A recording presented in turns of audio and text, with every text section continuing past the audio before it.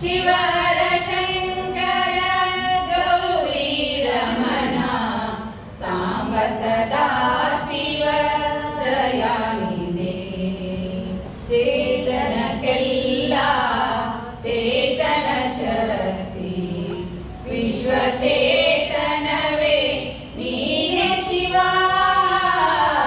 ಚೇತನಕ್ಕೆಲ್ಲ ಚೇತನ ಶಕ್ತಿ ವಿಶ್ವ ಚೇತನವೇ ನೀನೇ ಶಿವ. ಇದು 11ನೇ ಪುಸ್ತಕ ಬಿಡುಗಡೆ ಸಮಾರಂಭ. ಈ ನಾಟಕವನ್ನು ಹಲವಾರು ಕಡೆ ಪ್ರದರ್ಶನ ಮಾಡಿರುವ ಕೀರ್ತಿಯೂ ಕೂಡ ಇವರಿಗೆ ಸಲ್ಲುತ್ತದೆ. ಈ ಸಮಾರಂಭಕ್ಕೆ ಎಲ್ಲ ಮಹೋದರಿಯರನ್ನು ಇದೀಗ ನನ್ನ ವೇದಿಕೆಗೆ ಗೌರವಪೂರ್ವಕವಾಗಿ ಬರಮಾಡಿಕೊಳ್ಳುತ್ತೇವೆ. ಸನ್ಮಾನ್ಯರೇ, ತಮಗೆಲ್ಲರಿಗೂ ಗೊತ್ತಿರುವ ಹಾಗೆ ಗೋಕಾವಿ ನಾಡು ಸಾಹಿತ್ಯಿಕ, ಸಾಂಸ್ಕೃತಿಕ, ರಾಜಕೀಯ ಹಾಗೂ ಧಾರ್ಮಿಕವಾಗಿ ಶ್ರೀಮಂತವಾದ ನಾಡು. ಇಂದಿನ ಅರ್ಥಪೂರ್ಣವಾದ ಸಮಾರಂಭವನ್ನು ಪ್ರಾರ್ಥನಾ ಗೀತೆಯೊಂದಿಗೆ ಆರಂಭಿಸುತ್ತಿದ್ದೇವೆ.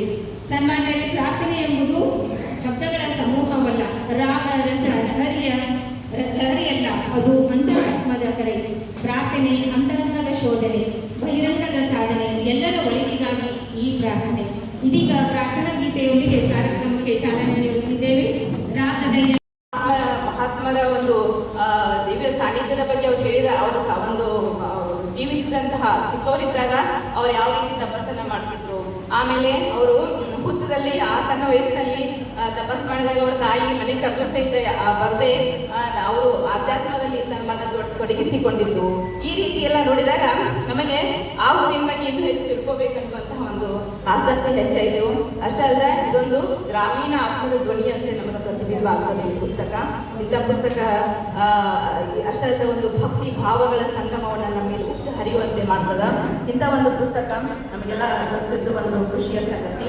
ಆಮೇಲೆ ಈ ಒಂದು ಪುಸ್ತಕದ ಬಗ್ಗೆ ನಾಟಕ ಕೃತಿಯ ಬಗ್ಗೆ ಹೇಳ್ಬೇಕಂತಂದ್ರೆ ನಾವೆಲ್ಲ ಅನ್ಕೊಂಡಿರ್ತೇವೆ ಇತ್ತೀಚೆಗೆ ನಮ್ಗೆ ಕವನ ಸಂಕಲನಗಳು, ಕಥಾ ಸಂಕಲನ, ಕಾದಂಬರಿ ಇವುಗಳ ಹೆಚ್ಚು ನಾವು ಬಿಡುಗಡೆ ಮಾಡ್ತಿರ್ತೇವೆ. ನಾಟಕ ಕೃತಿಗಳು ಇತ್ತೀಚೆಗೆ ಕಡಿಮೆ ಆಗ್ಯಾವ.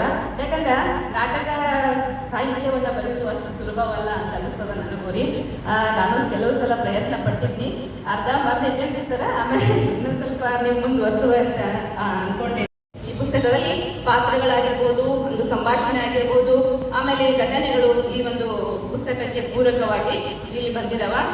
ಇದು 95 ಪುಟಗಳ ಒಂದು ಪುಸ್ತಕ ಇದ್ರೂ ಸಹಿತ ಆ ಒಂದು ಪುಸ್ತಕದಲ್ಲಿ ಇರುವಂತಹ ಘಟನೆಗಳನ್ನು ಓದುತ್ತಾ ಹೋದಂತೆ ನಮಗೆ ಆ ಒಂದು ಗ್ರಾಮೀಣ ಶೈಲಿಯ ಸೊಗಡಿನ ಸಂಭಾಷಣೆ ಆಗಿರ್ಬೋದು ಒಂದು ಆಸಕ್ತಿಯನ್ನು ಮೂಡಿಸ್ತದ. ನಮ್ಮ ಕಣ್ಣಿಗೆ ಮತ್ತು ಮನಸ್ಸಿಗೆ ಏನಾಗೈತಪ್ಪ ಅಂದ್ರೆ ಖುಷಿಯನ್ನು ತಂದುಕೊಡ್ತದ, ಬೇಸರವನ್ನು ಉಂಟು ಮಾಡುವುದಿಲ್ಲ, ಕಣ್ಣಿಗೂ ಬೇಸರ ಆಗೋದಿಲ್ಲ. ವೇದಿಕೆಯ ಮೇಲೆ ಅಭಿನಯದ ಮೂಲಕ ಜೀವಂತವಾಗಿಸುವಂತಹ ಒಂದು ಕಲೆ ಆಗಿರ್ತದ, ಒಂದು ಜೀವನದ ಪ್ರತಿಬಿಂಬವನ್ನ ನಮ್ಗೆ ತೋರಿಸ್ತದ. ಅಷ್ಟಲ್ಲ, ಇದು ನಾವು ಓದಿದ ಪ್ರಕಾರ ಒಂದಿಷ್ಟು ಪುಸ್ತಕಗಳಲ್ಲಿ ಇದ್ರ ಉಲ್ಲೇಖ ಏನೈತಪ್ಪ ಅಂತಂದ್ರೆ, ಬರಹದಲ್ಲಿ ಹುಟ್ಟಿದ ಕತೆ ವೇದಿಕೆಯಲ್ಲಿ ಉಸಿರಾಡಿದಾಗ ಅದು ನಾಟಕವಾಗ್ತದ ಅಂತ. ಬರಹದಲ್ಲಿ ಹುಟ್ಟಿದ ಕತೆ ವೇದಿಕೆಯಲ್ಲಿ ಉಸಿರಾಡುವಂಥದ್ದನ್ನ ಒಂದಿಷ್ಟು ಪುಸ್ತಕದಲ್ಲಿ ಶಾಲಾ ದಿನಗಳಲ್ಲಿ ಓದಿದ ಪ್ರಕಾರ ನಾಟಕದಲ್ಲಿ ಹಲವು ಪ್ರಕಾರಗಳನ್ನು ನಾವು ಕಾಣ್ತೀವಿ. ಮುಖ್ಯವಾಗಿ ಪೌರಾಣಿಕ, ಐತಿಹಾಸಿಕ ಸಹಕಾರ ಕೊಡಬೇಕು. ಅವ್ರಿಗೆ ಹುಮ್ಮಸ್ ಕೊಟ್ಟರೆ ಮತ್ತೆ ಅವ್ರು ಬರೆದಾಗೆಲ್ಲ ನಾಟಕ ಮಾಡಲಿಕ್ಕೆ, ಅವ್ರಿಗೆ ಪಾತ್ರ ಮಾಡಲಿಕ್ಕೆ ಅನುಕೂಲ ಆಗ್ತದೆ ಅಂತ ನಾಟಕನ ನಮ್ಮ ಪಟ್ಟಣಶೇಷ ಅವ್ರು ಬರೀಲಿ. ಇನ್ನೂ ಏನೇ ಅದಕ್ಕೆ ಅವ್ರಿಗೆ ಸಹಾಯ ಸಹಕಾರ ಬೇಕಾದ್ರೆ ನಮ್ಮ ಯಾವತ್ತೂ ಕೊಡ್ತೀವಿ. ಇಲ್ಲಿ ಉದ್ಘಾಟನೆ ಮಾಡಲಿಕ್ಕೆ ನನ್ನ ಕರೆಸಿದ್ದಕ್ಕೆ ಅವ್ರು ಎಲ್ಲರಿಗೂ ವಂದಿಸಿ ನಾನು ಮಾತನ್ನು ಮುಗಿಸ್ತೀನಿ. ಬರೀಬೇಕಾದ್ರೆ 2000 ಲೇಖಕರ ಮಾತು ಬರ್ತೀನಿ. 2014 1000 ಪುಸ್ತಕ ಪಡೆದರು ಶೃಂಗೇಶ್ವರ ಪುರಾಣವನ್ನು. ಮತ್ತು ನಂಗೆ ಬಂಗಾರ ಸಿಕ್ಕಿಲ್ಲ, ಏನೋ ಅಂತ ಗೊತ್ತಿಲ್ಲ.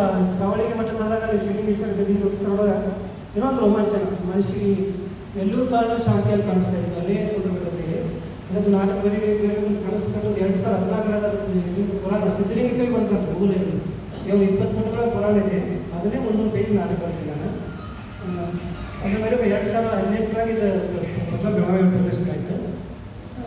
ಇದಕ್ಕೆ ಬಂದ ಅಡಚಣೆಗಳು ಬಹುಶಃ ಜಡಬರಿಗೆ ಸಂತೋಷ ಆಗ್ತಕ್ಕಂಥ ಯಾವುದೇ ಹೇಳೋದಿಲ್ಲ. ನಾನು ಎಲ್ಲನೇ ಎದ್ದು ಮಾಡಿದಾಗಾದ್ರೆ ಏನು ಬದುಕ್ತಾರೆ ಬಹುಶಃ.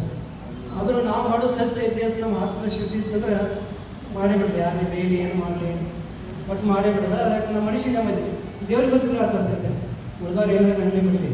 ಆ ಒಂದು ಇದರಿಂದ ನಾನು ಕೊನೆಗೂ ಬರೆದು ಪ್ರದರ್ಶನ ಮಾಡಿ ಪ್ರಕಟಣೆ ಆಯ್ತದ.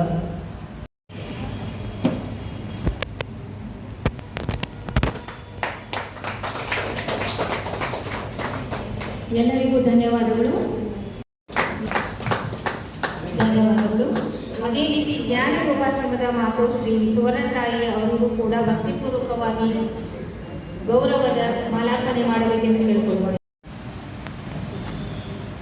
ಇಂದಿನ ಸಮಾರಂಭದ ಅಧ್ಯಕ್ಷತೆಯನ್ನು ವಹಿಸಿದಂತಹ ಹಿರಿಯ ಸಾಹಿತಿಗಳಾದ ಪ್ರೊಫೆಸರ್ ಚಂದ್ರಶೇಖರ್ ಅಕ್ಕಿ ಅವರಿಗೂ ಕೂಡ ಹೃತ್ಪೂರ್ವಕವಾದಂತಹ ಗೌರವವನ್ನು ಸಲ್ಲಿಸಬೇಕೆಂದು ಕೇಳಿಕೊಳ್ಳುತ್ತೇವೆ.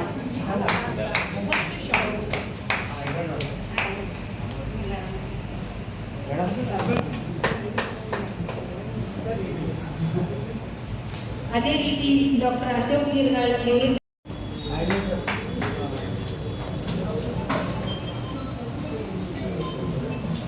ಅದೇ ರೀತಿ ಧರಪ್ಪ ಮಗ್ದುಮ್ ಅವರಿಗೂ ಕೂಡ ಗೌರವಪೂರ್ವಕ ಮಾಲಾರ್ಪಣೆ ಮಾಡಬೇಕೆಂದು ಕೇಳಿಕೊಳ್ಳುತ್ತಾರೆ.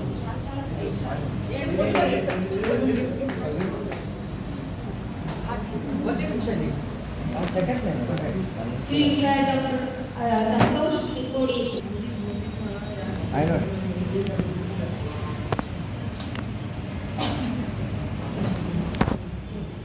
ಇವತ್ತಿನ ಕೃತಿಯ ಬಗ್ಗೆ ಮಾತನಾಡಲಿರುವ ಶ್ರೀಮತಿ